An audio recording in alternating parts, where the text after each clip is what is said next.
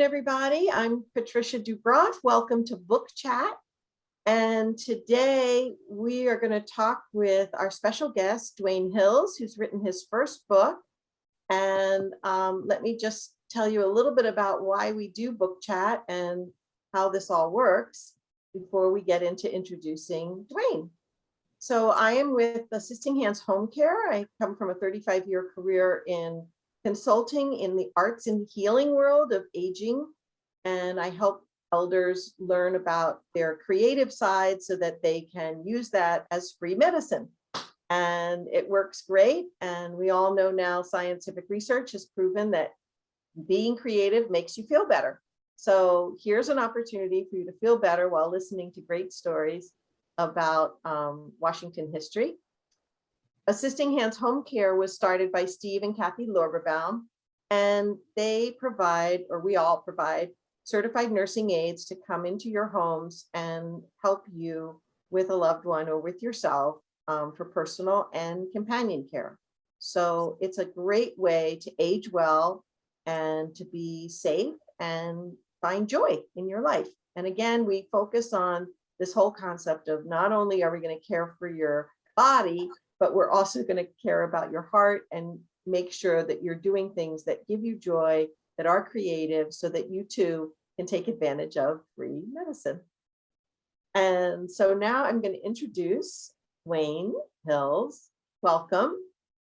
Duane comes to us from Gallows and Sons, which is a funeral home of much renown in the Washington area. And he's written a history that relates to the folks that have passed away and have gone into their care. Duane and I met through the Greater Bethesda Chamber, and it's just been delightful to get to know you, Duane, and to learn that you have this amazing ability as a storyteller. So welcome. Thank you. It's great to be here. Tell us a little bit about yourself and how you got to where you are. Okay. I've been in the funeral profession for 43 years. Most of my career was up in New York State. I moved with the company I worked for. I moved to Texas for 4.5 years in East Texas, and then had the opportunity to come back to Washington, D.C. and take over the role of president of Joseph Gallows Sons. I've always been interested in American history, and this was just almost unbelievable that I landed there. I did put a plan together to try and get myself there, and it actually worked out. Did some goal setting and arrived there in 2012. So I'm in my 10th year. There I am sitting up in the Red Room, the very famous Red Room in the funeral home where Kennedy's pallbearers actually staged there during his services and all. But anyways, time went along, and we started a huge remodel project at the funeral home, and it was going to result in a grand open house in 2019, in October of that year. And there was a trade magazine called Southern Calls out of South Carolina, and they wanted to feature an article on the funeral home and the remodel and the open house. So they came up there. They had a gal from Austin, Texas that interviewed me over the phone to do the article, because there was going to be a segment on myself as well in the same magazine. So when we got all through with the interview, she said, you know, there's a story to be told about your firm. Gallows is very historic. I travel all over this country, and within the profession, everyone knows about Joseph Gallows. And the reason for that is, the main reason is because they actually handled the services for John F. Kennedy, which really put them on the map, both nationally and internationally. So she says, I would love to write a book with you. And I said, well, I have never written a book, but it intrigued me. She says, I'll walk you right through the process. We'll do it together. So this was in October of 2019. So nothing happened for a few months. And then what happened in 2020, right? Pandemic. So in the evenings, there was nowhere to go. So I sat in my house And I started doing my research, and I started putting together the 172-year history, at that point 170 years, of Joseph Gallows. And so I've been at it for 2 years and a couple months, and I have completed the writing, but that's a story about how it all came into being. And so I really have a co-author. She's just kind of been my coach, taught me a lot of things about certain words you don't use and certain sentence structure and whatnot. So I'm very pleased to have her be a part of what a fascinating way to get hooked into it. I mean, yeah, that's a huge, I was reading some articles today, and even I think it was in the New York Times about, it's spring and that's a great time for taking on challenges. And I was thinking, wow, this is one of those, think outside your comfort zone, right?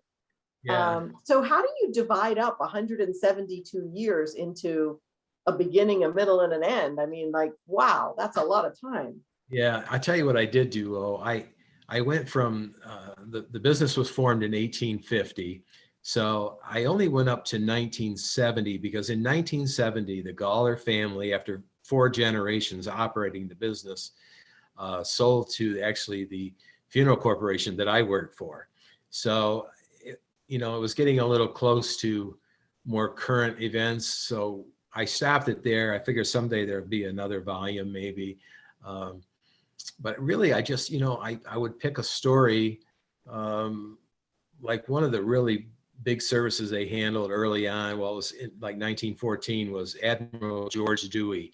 He was the savior of Manila Bay, in the Spanish-American War and all. And there was just so much information out there. And one of the resources is some of the old newspapers. I have old files at the funeral home. And just really started to build the story along the amazing thing is, as you would do these stories, you would find out other people that they had served, other famous people, and it just allowed. So many times it would just come back around full circle. You'd read who the pallbearers were for this person, and they were a bunch of people that we ended up interacting with down the road or something. So it's just been. And part of it too was to really tell some of the history of like the beginnings of the funeral profession, like embalming and cremation and things like that. So it's a history lesson about those, as well as stories about particular notable people. Mm-hmm. So years. So by ending in 1970, that would have been like, well, I was in my 20s then. So, it's kind of like looking back through a very different lens. And so, do you want to give us a little sample of how your writing style evolved? Yeah. Okay. What I'll do is I wrote a chapter on the Lincoln conspirators. There was a trial that was held after Lincoln was assassinated, and 4 people were actually sentenced to be hung. And Gallows actually took care of 2 of those folks' remains. So I tried to tell that story a little bit. I'll just read the front part of it here.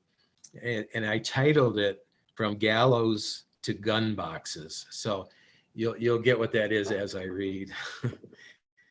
With bare head held high, Lewis Payne, age 21, strolled across the prison ground with an eerie air of easy confidence, as if this was all routine. Routine it was not. In a few hours, his body would be swinging from the end of a 3/4 inch, 32-strand Boston hemp rope, his neck held tightly by an unforgiving noose. Payne was the first to have had his sentence read to him.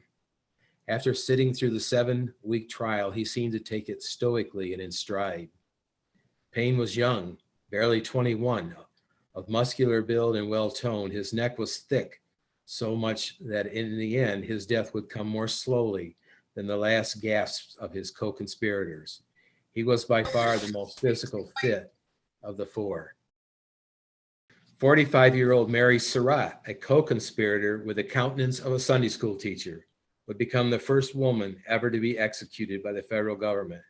She had been the first one to reach the gallows steps. It became abundantly clear to everyone gawking onlooker, every curiosity seeker, that Mary Surratt obviously did not possess Payne's same swagger as she teetered between fainting and collapsing. Escorted and supported by two Catholic priests when she stepped from the prison doorway, she paused and stared directly at the gallows for what seemed like minutes, but was only seconds in reality. So that's a little portion of it there. I wanted to try to get, like, make it feel like you were there. I think that succeeded. I was like, okay, where are we going with this? You know, and of course, that history, right. I mean, that history I read many moons ago, and it's not as familiar, but I knew the player. So it kind of brings you right in. Yeah, there was another part in there where I'll pick up a little bit further on. The sentences were read before the condemned just prior to unidentified jailers bound the conspirators' legs below the knees and then their arms together. Mary cried out that they were hurting her. As if on cue came a response from the officer that bound her limbs. Well, it won't hurt for long. Oof. Each of the conspirators was accompanied by their spiritual advisor on the platform. Mary uncontrollably kissed a small crucifix held by her priest. Final words and exhortations were given on behalf of each of the four by their spiritual warriors. Tears flowed from the eyes of Payne as the clergyman prayed out loud on his behalf. Standing in front of each chair, the hangman placed the nooses around their necks and then covered their heads in white hoods. Payne stretched his neck out in an effort to assist the guard in placing his noose.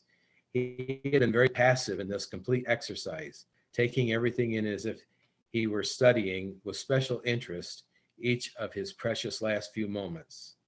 Their final minutes must have been stifling under those hoods, with the outdoor temperatures hovering around 100 degrees. The smell of canvas would be the last odor they would smell on this side of the valley of the shadow of death. I'll stop there. Wow. So, but the story goes on actually what happens to them after they're placed, because they were buried there at the prison and eventually moved when the families were allowed to, claim the bodies and whatnot. And Gallows was very involved in that, and they were very involved in moving Mr. Payne twice, actually. And it's quite a long story about that as well. There's a very interesting story about what happened to his skull in all that process, ending up in 2 or 3 different places in museums, and then finally buried with his mother in Florida. Wow. So, well, what's interesting is that whenever I think of Gallows, I think of the nice, famous people, not the horrible, criminals. Right. We have all from one spectrum to the other.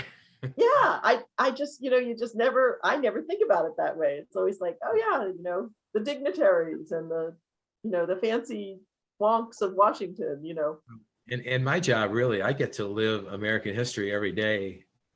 We never know who the next phone call is going to be, or who walks in our building, or who accompanies other people, or who attends some of the rituals and whatnot. So yeah, sure. It's kind of amazing, really, when you think about it. And we have a list. A list has been kept down through the years. We call it our notables list. And Gallows has buried 8 of the presidents. I think it's 30 some Supreme Court justices, senators, just people of notoriety. Evelyn McLean, right, with a Hope Diamond. Wow. There's just so many stories to be told. And a lot of these people, one of the chapters is like people that history's forgotten. So I'm bringing back some folks that were very prominent in their day that the younger generations would never have heard of, probably. Right. Well, that's what I was going to say too. It's like those who you may not have thought were famous, and then later down the road, actually, their history is revealed as being very important to whatever history of America or their family or whatever. And of course, now we're looking at history with a very different angle and trying to be more inclusive and not just one-sided stories. So I'm sure the history that you've uncovered will also be very interesting from that. You also have put together a museum at the funeral home, right? Yes, we call it the Founders Room after Joseph Galler. And we have quite a display there of original items from back when he was a cabinet maker. back in 1850. They have a very interesting story. They came over on a ship from England. He and his three siblings were orphaned within 2 years, and he was like 4 years old. They were just little children, and he was taken in as an apprentice with a cabinet maker. And then around the age of 20, 21, he started his own business on Pennsylvania Avenue, a block from the White House, which is where I came up with the title to the book. And they were there until 1962 when they moved up on Wisconsin Avenue, where we are today. But so I wrote a lot about the Galler family. There were 4 generations. It was very interesting because back at the time of the open house, I invited, they're from all over the country, and I had about 40 descendants of Joseph Galler come to the open house, believe it or not. And that's when, it was just amazing because these different arms of the family really didn't even hardly know each other. And they all came together there. It was like a big family reunion for them, to be quite honest with you. And it really made my open house very special. And so, and they started like giving me things for the museum, like, oh, well, we kept this and we kept the, and it was like just like a treasure hunt. And so I give them a lot of credit. And then the oldest Galler that's living as far as the family line, he's 89. He lives in Jacksonville, Florida. I went there to visit with him and to interview him for the book. And he gave me several subjects. He says, would you please write about my grandmother Till? Well, Till Galler was an opera singer in Washington, sang at the White House. She's in all the old newspapers.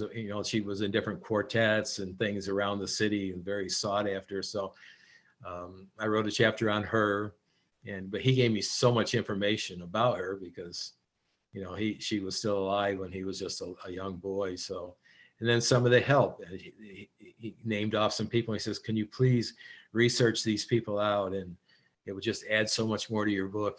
They were really the backbone of the operation. They worked behind the scenes. So, I have a chapter titled, behind the scenes, where I've included these people that would never be included typically. So what a joy to be able to interview him and for him to be so articulate and capable of answering your questions. That's really, those interviews are going to be really special further down the line too. Yeah. So it's been a lot of fun just untangling it all. Yes. Well, that's what I mean. That's so many years to go through, I'll make a new discovery. Like someone will say, do you suppose you buried so-and-so? And then I'll Google them. Oh, they died in 1917. We have we call it the penthouse on the roof, but it's where all the files are. So I'll go up and pull the drawer for 1917. And sometimes the person's there, sometimes they're not, and I'm disappointed. So, and then I wrote a chapter on the Knickerbocker Theater tragedy, the disaster where the roof collapsed in 1922. There were like 98 people that perished, and Gallers handled 25 of them. But they all had, their own unique stories. And, there again, that would be something that was 100 years ago. And it was just events like that are forgotten, in so many cases. So. Oh, this is going to be a joy to read. So before we go to questions, because there's a couple that have come up, tell me how you're going to launch your book. When is it actually going to be in a hard copy or digital form that we can read? And then what do you want to do with it? Well, first of all, the book, there's a little bit of a sad story to this. I started out with a gal, an editor that was going to publish it and all. And then for some personal reasons, not related to me, but she got sluggish and didn't work on it. So I had to move it to someone else. And it's halfway there, and that halfway is just in the last 3 or 4 days. So hopefully this is going to be ready real soon to go to print.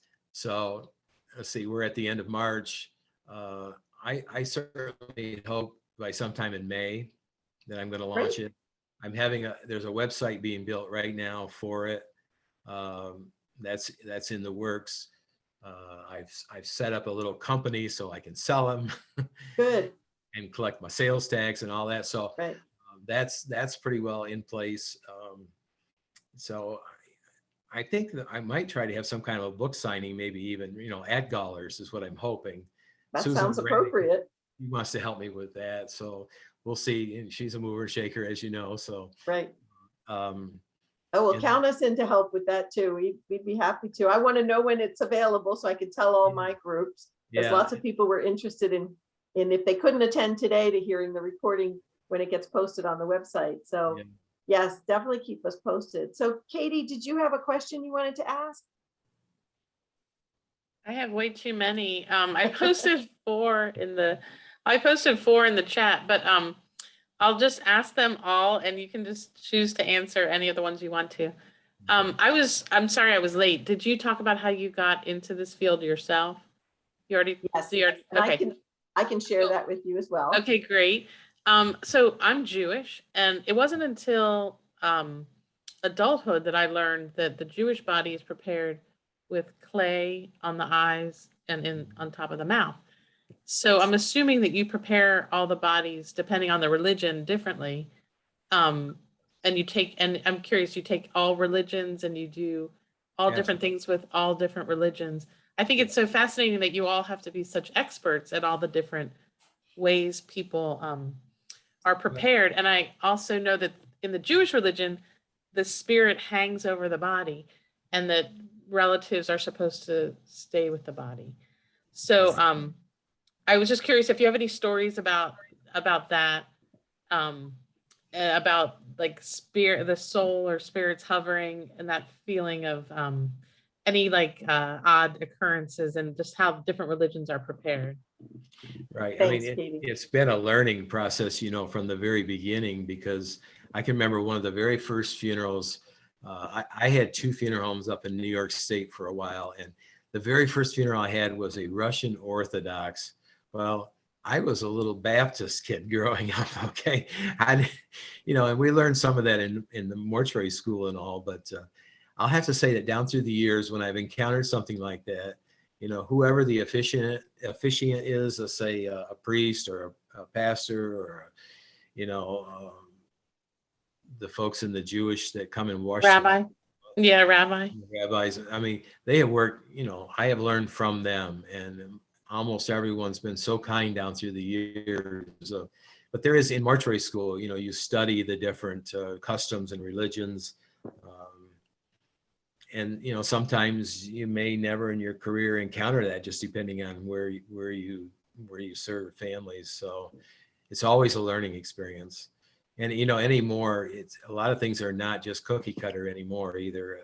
Things have really moved into people memorializing and paying tributes and certain to their customs, their hobbies. We have this where every family can bring in items. I mean, it's not the old days. It was like, so you're going to have a visitation from 2 to 4, 7 to 9, the funeral's the next day, tell me what time, where's the cemetery. That's not the way anymore. It's a gathering.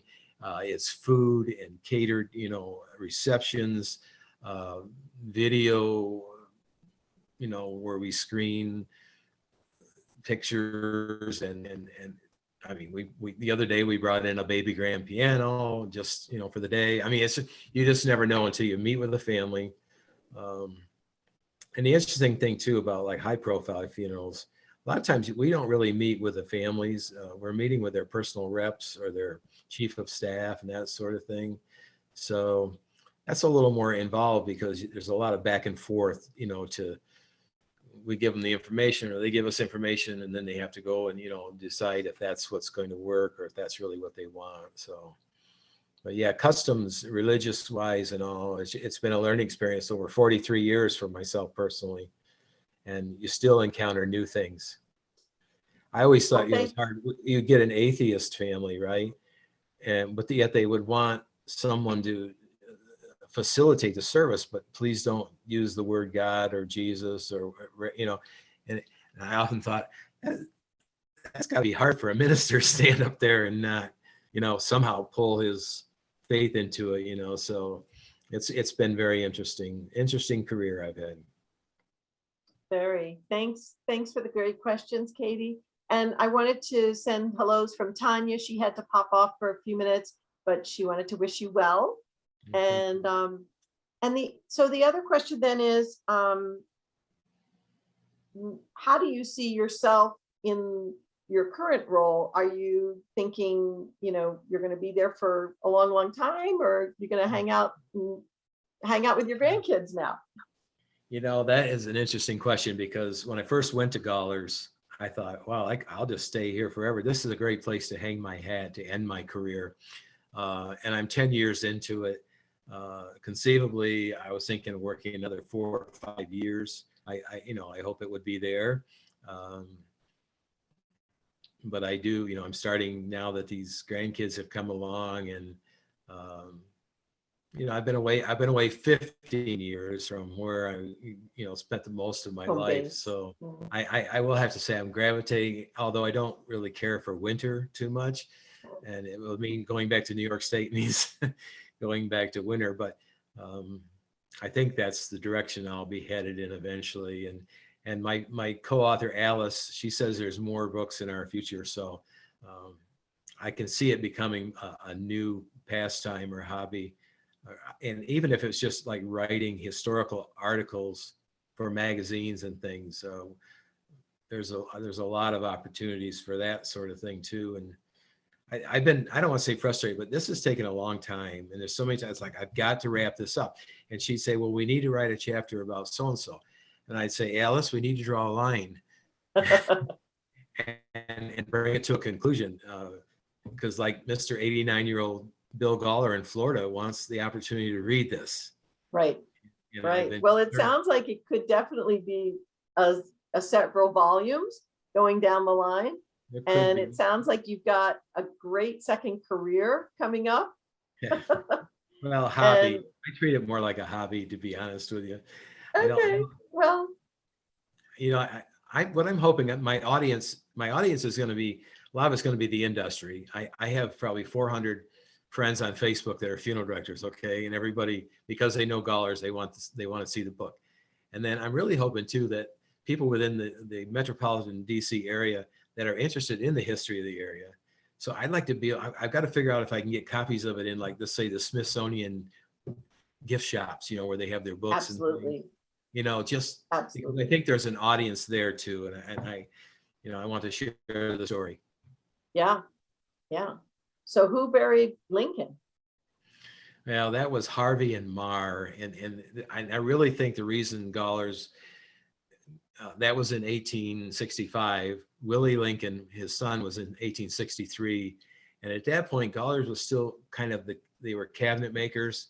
And the whole concept of funerals, embalming, was just evolving. And I have a feeling they weren't at that point yet. They were still, gaining the knowledge, or because it went from, cabinet makers making the coffin to all of a sudden, they would deliver the coffin to the house, the family would deal with everything, go to the cemetery, and they just kept adding more and more service to it, right. to the point where it got to the point where, well, making furniture was a whole lot less, so they went to the undertaker, the funeral home, and Gallows was innovative. They had the first motorized hearse in DC. They're the oldest existing funeral home in DC. And they are like part of probably like a very small percentage of the oldest businesses in the District of Columbia. Yes. And still in the district, because other on. businesses have moved out of the district, like G Street Fabric was right there near them. Yeah. So, yes, they made furniture, but they really going into making coffins. And then they started adding their different services to it, embalming, and then they had the funeral home. We could come here and have the service. We'll transport the body to the cemetery, to the church, or whatever. So I think when Lincoln, they had not evolved that far yet, to be honest with you. And really, the embalmers for like Lincoln, they were actually doctors that were just experimenting at that time with this stuff. So there was competition back then. There was definitely multiple firms in DC that no longer exist. For some reason, Gallows stuck around. Hung in there. Wow. Well, this is so interesting. Any other last minute questions from anybody else? Because I'm intrigued and I want to see the hardbound. Okay.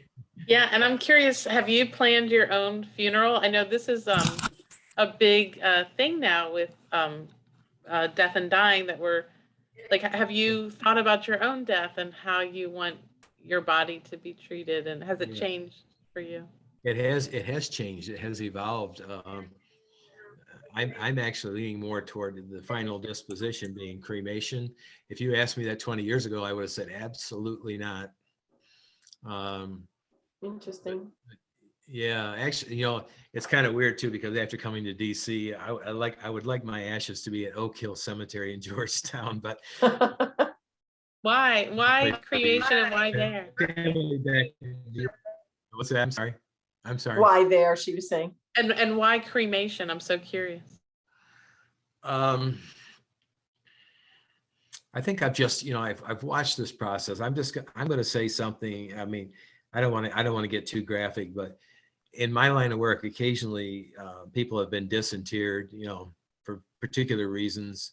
And there's just something about that kind of, I don't want to say creeps me out, but it just, I don't know, it made me think that, maybe if you were just cremated, that issue would never come up. Where someone decides to bring you up and move you. I think once you're at rest somewhere, you should remain there. We do talk a lot about green funerals, and that's becoming more pervasive also Right. among the community and what that means, but that's like a whole nother discussion. But Ruth, did you have a question before we head out? I saw you came off mute, so I thought maybe you had a question. No, I just wanted to just congratulate Duane. I'm sorry I got on a little late too. I happened to meet him in our career. I don't know if you remember Yes. me from a while ago, but I do. Park Lawn. yes, Park Law, exactly. Yeah. So you're always been an inspiration. And when I saw your book, I can't wait to get it. And I've just graduated from mortuary science school as well. So I'm looking forward to it. You always inspired me. So I'm excited to hear about your book, and I can't wait to get it. And I can't wait to see your signature, and Okay. hope to connect. Thank I you. think you're going to have to start some pre-order forms, we talked Duane. about Get that website up and you'll have some pre-orders. Yes. Thanks. The book's wanna going to have great photographs in it too. So. Well, we've managed to delight ourselves for a whole half hour. Okay. And I Yes, want to thank you so much, Duane, for being here. Duane Hills from Joseph Goller and Son, who's just written a book called One Block West of the White House. Yeah. Yes. Thank you so much. Hope to see you all again at one of our other educational programs next month in April. And you can check our website, www.assistinghands.com/Potomac, for all of our events and support for you and your families. Thank you, Katie. Thank you, Jane, Jen, Musa, Ruth. Thank you all for being participants, and we'll see you next month. Okay, bye-bye. Bye-bye. Everyone.